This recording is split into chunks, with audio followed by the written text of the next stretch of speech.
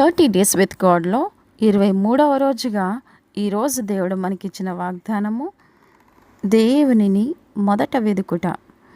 మత్తయి సువార్త 6వ అధ్యాయము 33వ వచనము. ఆయన రాజ్యమును నీతిని మొదట వెదుకుడి, అప్పుడు అవన్నీ మీకు అనుగ్రహింపబడును. ప్రియమైన దైవజనమా, దేవునిపై దృష్టి పెట్టడం అంటే కేవలం ఆయనపైనే, మీ సమస్యలపై కాదు, మీ కుటుంబ పరిస్థితుల్లో లేక వైవాహిక జీవితము మీద కాదు, మీ మీద కూడా కాదు, కేవలం దేవునిపై మాత్రమే దృష్టి పెట్టడం. ఈ వాక్యాన్ని యేసు ప్రభువు వారు కొండ మీద ప్రసంగంలో చెప్పారు. ఎవడును ఇద్దరు యజమానులకు దాసులుగా ఉండలేరు. దేవునికిని ధనమునకు ఒకేసారి సేవ చేయలేము. ధనం సంపాదించడం తప్పు కాదు, కానీ ధనమే ప్రాధాన్యముగా మన జీవితానికి మొదటి స్థానంలో ఉండకూడదు.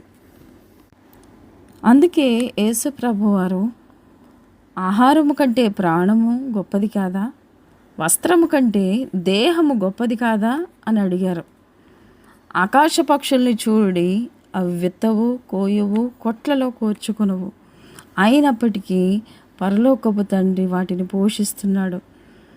అడవి పువ్వుల్ని చూడుడి, సమస్త వైభవంతో కూడిన సొలొమోను కూడా వాటిలో ఒకదాని వలె అలంకరింపబడలేదని. మరి వాటికంటే మీరు ఎంతో విలువైన వారు కారా? యెహోవా యందు ఆనందించడం వల్ల ఆయన నీ హృదయ వాంఛలు తీరుస్తాడని కీర్తనలు 37:4 చెబుతుంది. కాబట్టి ఈరోజు ప్రభు సన్నిధికి వెళ్ళి ఆయన్ను ఆరాధించండి. యెరికో ప్రాకారాలు దేవుని ప్రజలు స్తుతిస్తూ ఆరాధిస్తున్నప్పుడు కూలిపోయాయి. దావీదు ప్రతి పరిస్థితుల్లో దేవుణ్ణి స్తుతిస్తూ జీవించాడు. ఆరాధన, ప్రార్థన, విశ్వాసము ఇవి పరిస్థితులను మార్చగల శక్తిని కలిగి ఉన్నాయి. ఆరాధన, ప్రార్థన, విశ్వాసము ఇవి పరిస్థితులను మార్చగల శక్తి కలిగి ఉన్నాయి. ఈరోజు నీ దృష్టి సమస్యలపై లేక నీ పరిస్థితుల మీద కాదు, దేవునిపై మళ్లించు. మొదట ఆయన రాజ్యమును, ఆయన నీతిని వెదకుడి, మిగిలిన వాటన్నిటినీ ఆయనే చూసుకుంటాడు. దేవుడు మొదటి స్థానంలో ఉన్నప్పుడు మిగతావన్నీ సరైన స్థానంలోనికి వస్తాయి. దేవుడు మొదటి స్థానంలో ఉన్నప్పుడు మిగతావన్నీ సరైన స్థానంలోనికి వస్తాయి. ప్రార్థన.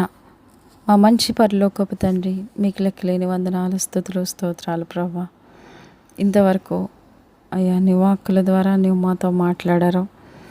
అవునయ్యా, మేము నీకు మొదటి స్థానం ఇచ్చినప్పుడు మా జీవితాల్లో ఎలాగ నీవు మొదటి స్థానంలో నిలవబెడతావని అయ్యా నీ వాక్యం చెబుతుంది కనుక అయ్యా ఈ లోక చింతన, అయ్యా ఈ లోకయాత్రలో అయ్యా మేము ప్రయాణం చేస్తుండగా అయ్యా ఆర్థిక పరిస్థితులు అనే చింతన, లేక అప్పు బాధలు, లేక అనారోగ్య పరిస్థితులు, లేకపోతే సంబంధ బాంధవ్యాల్లో, లేకపోతే ఇంక ఏ పరిస్థితుల్లో అయ్యా మనో దుఃఖంతో అయ్యా ఎటువంటి అయ్యా ఈ లౌకిక చింతన ఉందో వాటన్నిటిని నీ శిలువ మీద అయ్యా మా కొరకు భరించారు కనుక అయ్యా ప్రతి ఒక్కొక్క పరిస్థితిని కలువరి శిలువలో అయ్యా మేము వేస్తుండగా ప్రభువా అయ్యా నీ కాడి మోసుకుని అయ్యా నీ కాడి సులువుగాను నీ భారము తేలిగ్గాను ఉంటుందని నీ వాక్యము సెలవిస్తుంది కనుక అయ్యా నిన్ను అయ్యా మేము మోసుకుని లోకయాత్రలో నిన్ను మొదటి స్థానం పెట్టుకుని నడిచే జీవితాన్ని, అట్టి కృపను మాకు అనుగ్రహించమని విత్తబడిన వాక్యం మంచి నేళ్ల పడిన విత్తనం వల్ల ఫలించినట్లుగా కృప చూపించమని నజరుడైన యేసు నామములో ప్రార్థించి వేడుకొనుచున్నాము నా పరలోకపు తండ్రి, ఆమేన్. ఈరోజు వాక్యాన్ని ముగించే ముందు ఒక చిన్న విషయం మీతో పంచుకోవాలనుకుంటున్నాను. ఈ వీడియోలో ఎడిటింగ్ మొత్తం, బ్యాక్గ్రౌండ్ వర్క్ మొత్తం మేమే చేస్తున్నాం. అందువల్ల కొన్నిసార్లు వీడియో అప్లోడ్ కావడానికి కొద్దిగా ఆలస్యం అవుతుంది. అయినప్పటికీ దేవుని వాక్యాన్ని మీకు ప్రేమతో అందించాలని నా ప్రయత్నం కొనసాగుతూనే ఉంటుంది. మీ సహనానికి, ప్రేమకు, ప్రార్థనలకు హృదయపూర్వక ధన్యవాదములు. దేవుడు మిమ్మల్ని ఆశీర్వదించునుగాక. ఆమేన్.